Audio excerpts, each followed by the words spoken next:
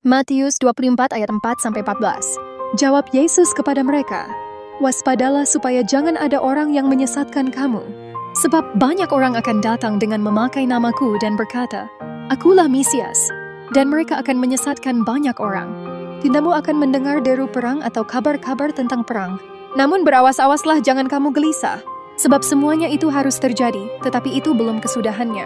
Sebab bangsa akan bangkit melawan bangsa, dan kerajaan melawan kerajaan. Akan ada kelaparan dan gempa bumi di berbagai tempat. Akan tetapi semuanya itu barulah permulaan penderitaan menjelang zaman baru. Pada waktu itu kamu akan diserahkan supaya disiksa, dan kamu akan dibunuh dan akan dibenci semua bangsa oleh karena namaku. Dan banyak orang akan murtad, dan mereka akan saling menyerahkan dan saling membenci. Banyak nabi palsu akan muncul dan menyesatkan banyak orang. Dan karena makin bertambahnya kedurhakaan, maka kasih kebanyakan orang akan menjadi dingin. Tetapi orang yang bertahan sampai pada kesudahannya akan selamat. Dan Injil Kerajaan ini akan diberitakan di seluruh dunia menjadi kesaksian bagi semua bangsa. Sesudah itu barulah tiba kesudahannya." Penglihatan 31 Mei 2025. 1. Kematian massal dan dokter-dokter yang berpakaian APD. 2. Kehidupan yang pahit dan roh yang mengelabui. 3. Krisis yang menyakitkan akan segera tiba. 4. 3 lapisan elit global dan hancurkan perekonomian dunia. 5. Bencana-bencana yang membuat kacau balau dan padang. 6. Penglihatan bangunan di satu hutan dan Matius 24. Kematian massal dan dokter-dokter berpakaian APD. Saat menyembah tampak tulisan firman Mazmur 103. Kemudian tampak satu keadaan di tanah lapang, banyak sekali orang-orang yang meninggal. Kematian massal tergeletak begitu saja, ditutup dengan kain-kain tipis berwarna biru. Ada dokter-dokter yang bertugas menggunakan baju biru dengan kepala ditutup perlengkapan kedokteran dan menggunakan kacamata yang agak aneh. Setelah itu tampak penglihatan mulut raksasa dengan gigi seperti gigi buaya, dan di dalamnya ada api yang menyala-nyala, lalu tampak jiwa-jiwa yang tersedot masuk ke dalam pintu itu. Ketika ada orang-orang yang berdoa menyerukan keselamatan jiwa, tampak jiwa-jiwa itu tertarik menjauh dari mulut raksasa itu. Dan tampak pemandangan tarik-menarik antara mulut raksasa itu dengan para pendoa atas jiwa-jiwa. Lalu tim berdoa bagi kematian massal dan bagi keselamatan jiwa-jiwa supaya jangan masuk ke dalam pintu gerbang maut yang menyedot jiwa-jiwa. Kehidupan pahit dan roh yang mengelabui. Ketika terus menyembah, salah satu tim mendengar suara, satu kehidupan yang pahit yang akan datang, lalu terdengar suara patahkan kekuatan elit-elit global. Setelah itu terdengar lagi suara yang menyerukan, patahkan roh yang mengelabui bangsa atau pemerintahan bangsa ini, seperti kelihatan baik, namun membawa kepahitan bagi bangsa ini. Setelah itu terdengar suara yang terbahak-bahak sambil berkata, akan hancur, akan hancur, akan hancur. Setelah itu tampak robot berwarna krem, lalu dia melihat satu bola yang menggambarkan Indonesia seperti memutar-mutar bola itu seperti memantrai Indonesia. Ketika robot itu melakukan hal tersebut, tampak banyak orang-orang di Indonesia seperti mengantuk dan tertidur. Lalu tim mendeklarasikan perkataan untuk memutarbalikkan keadaan kehancuran yang dirancangkan iblis lewat bangsa-bangsa lain. Tampak pula pada saat kehidupan yang pahit itu, salah satu pemimpin bangsa ini, PPS, terdiam dan hanya memandang keadaan yang pahit itu. Namun dalam hati pelihat terbersit pertanyaan, kenapa PPS hanya diam saja dan bukan mengambil tindakan untuk keadaan yang pahit itu?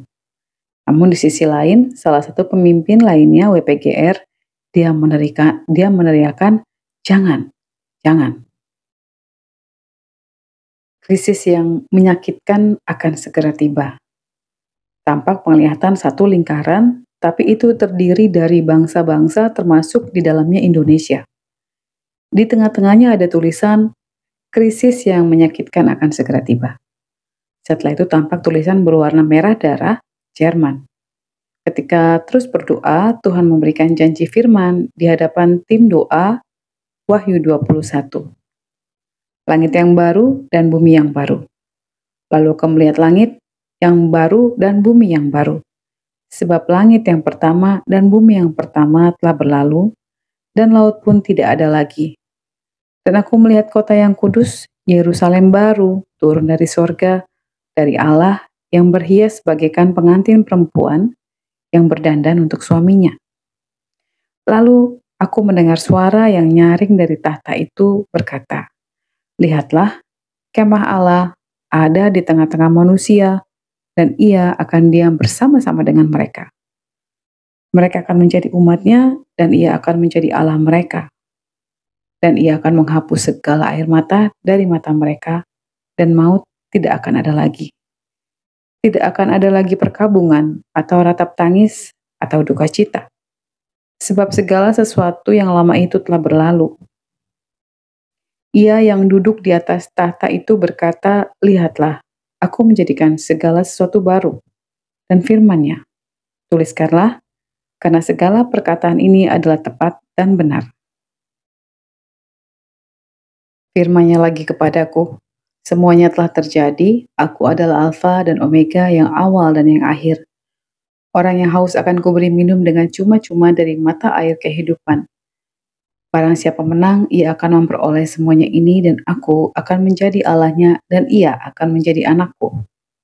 Tapi orang-orang penakut, orang-orang yang tidak percaya, orang-orang keji, orang-orang pembunuh, orang-orang sundal, tukang-tukang sihir, penyembah-penyembah berhala, dan semua pendusta, mereka akan mendapat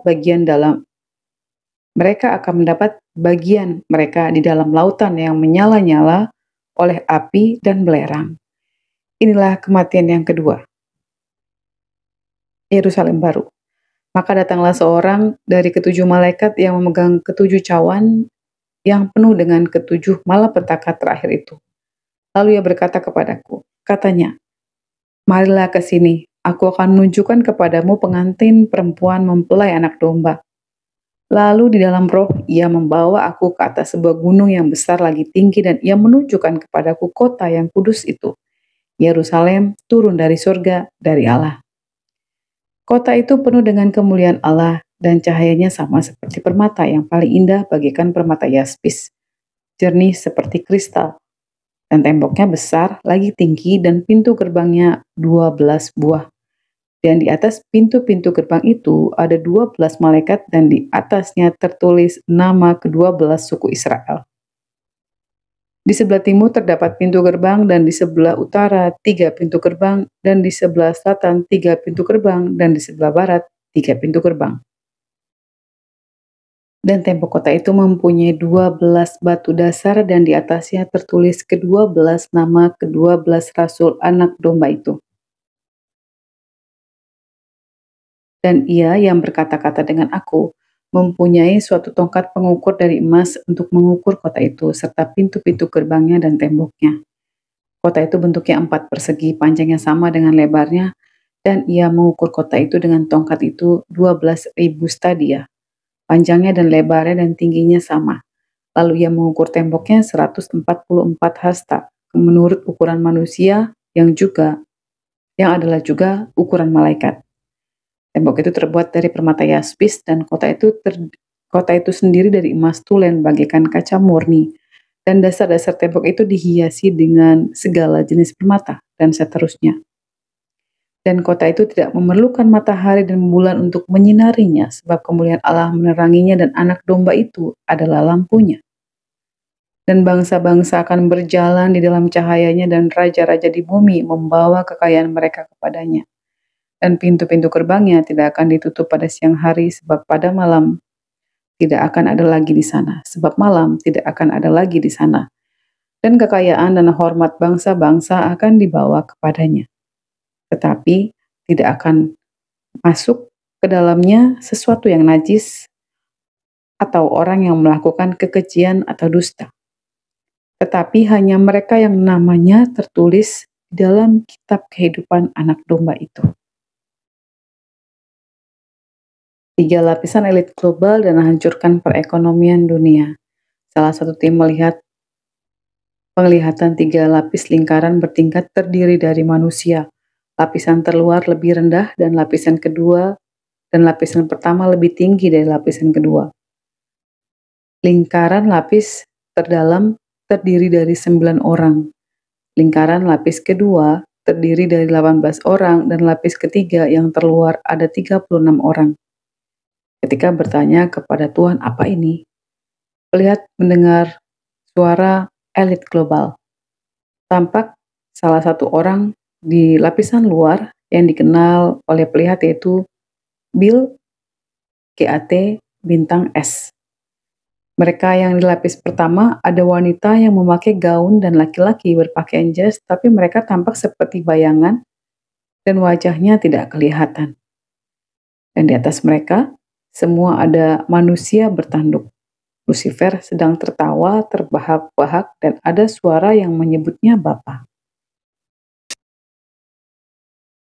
Mereka yang di lapisan terluar itulah yang disebarkan ke bangsa-bangsa dengan tujuan masing-masing.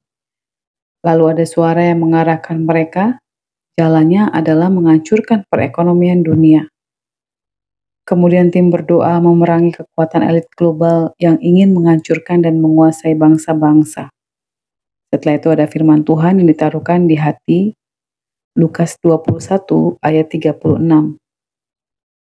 Tuhan memperlihatkan kita di antara orang-orang yang ada dalam keadaan kehidupan yang sulit. Lukas 21 ayat 36, berjaga-jagalah senantiasa sambil berdoa, supaya kamu beroleh kekuatan untuk luput dari semua yang akan terjadi itu, dan supaya kamu tahan berdiri di hadapan Anak Manusia. Bencana-bencana yang membuat kacau balau dan padang.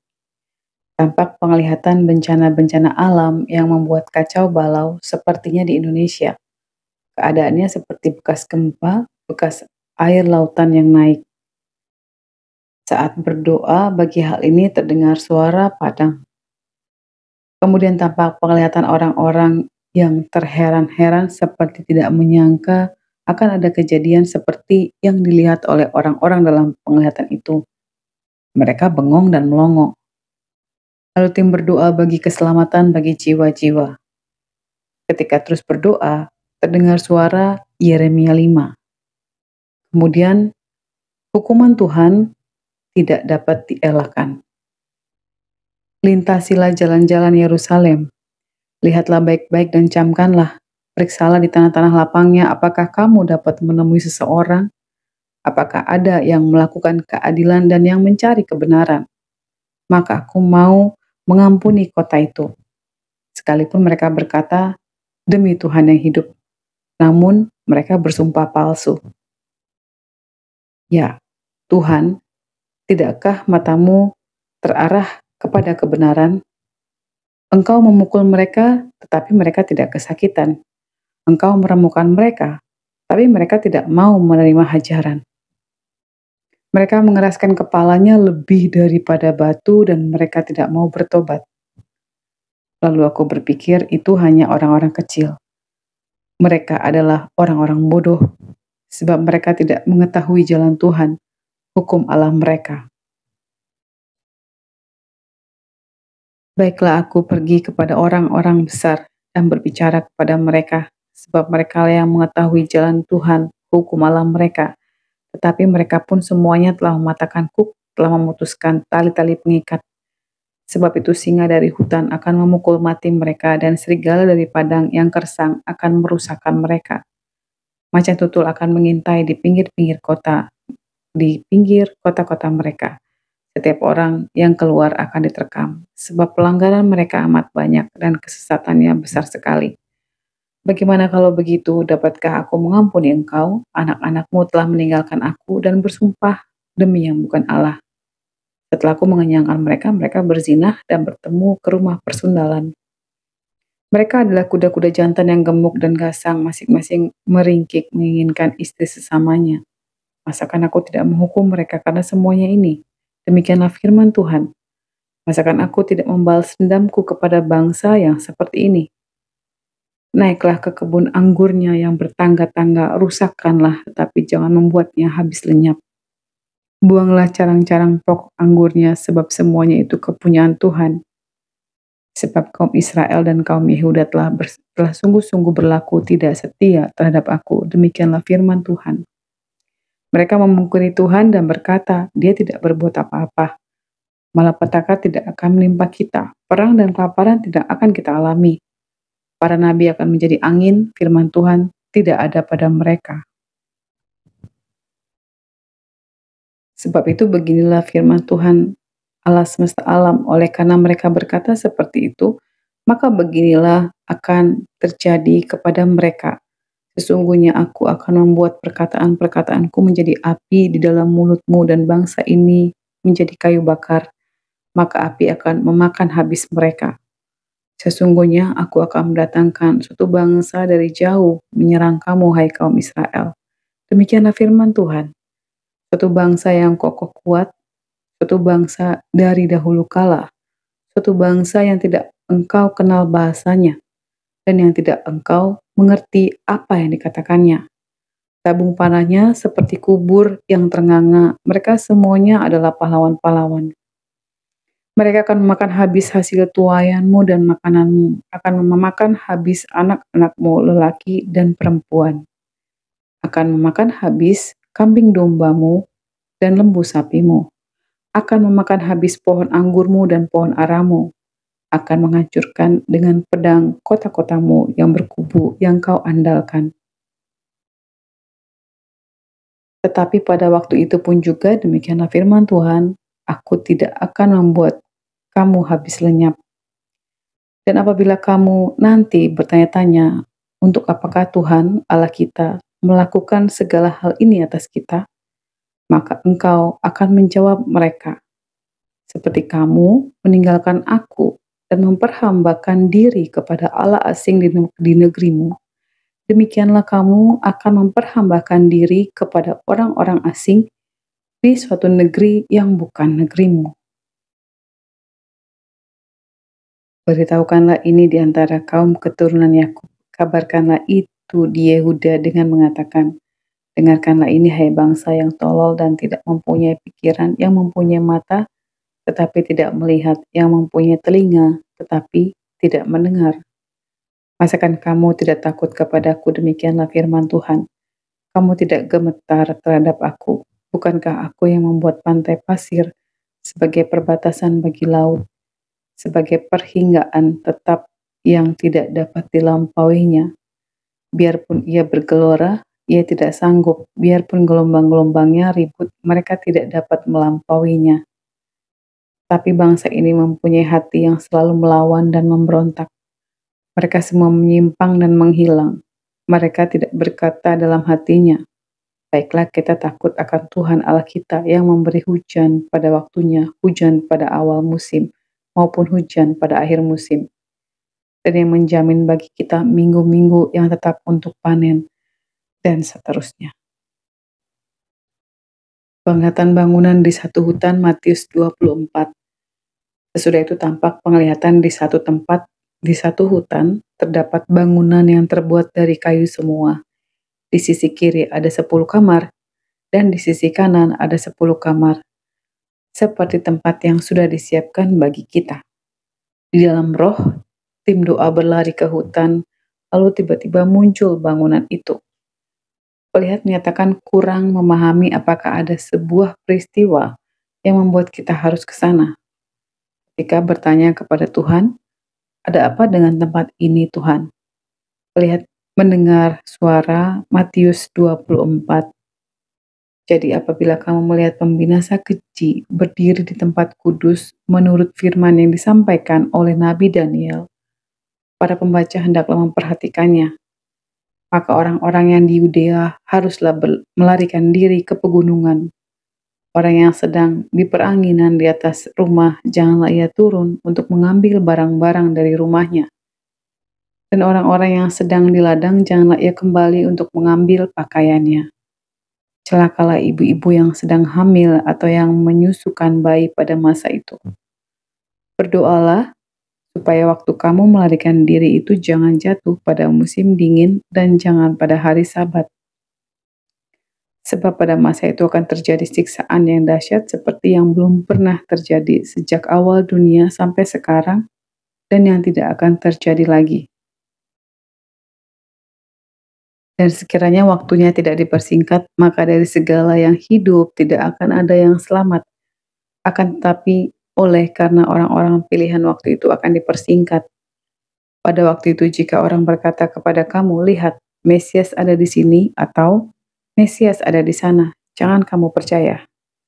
Sebab Mesias-Mesias palsu dan nabi-nabi palsu akan muncul dan mereka akan mengadakan tanda-tanda yang dahsyat dan mujizat-mujizat. Sehingga sekiranya mungkin mereka menyesatkan orang-orang pilihan juga. Camkanlah, aku sudah mengatakannya terlebih dahulu kepadamu.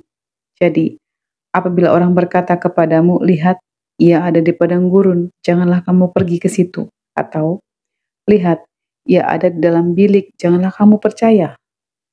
Sebab sama seperti kilat memancar dari sebelah timur dan melontarkan cahayanya sampai ke barat, demikian pula lah kelak kedatangan Anak Manusia. Di mana ada bangkai, di situ burung nazar berkerumun. Kemudian kedatangan Anak Manusia perumpamaan tentang pohon ara. Segera sesudah siksaan pada masa itu matahari akan menjadi gelap dan bulan tidak bercahaya dan bintang-bintang akan berjatuhan dari langit dan kuasa-kuasa langit akan goncang. Pada waktu itu akan tampak tanda Anak Manusia di langit dan semua bangsa di bumi akan meratap dan mereka akan melihat Anak Manusia itu datang di atas awan-awan di langit dengan segala kekuasaan dan kemuliaannya. Dan ia akan menyuruh keluar malaikat-malaikatnya dengan meniup sangkakala yang dahsyat bunyinya, dan mereka akan mengumpulkan orang-orang pilihannya dari keempat penjuru bumi, dari ujung langit yang satu ke ujung langit yang lain. Tariklah pelajaran dari perumpamaan tentang pohon ara. Apabila ranting-ranting yang melembut dan mulai bertunas, kamu tahu musim panas sudah dekat. Demikian juga jika kamu melihat semuanya ini, ketahuilah bahwa waktunya sudah dekat, sudah di ambang pintu.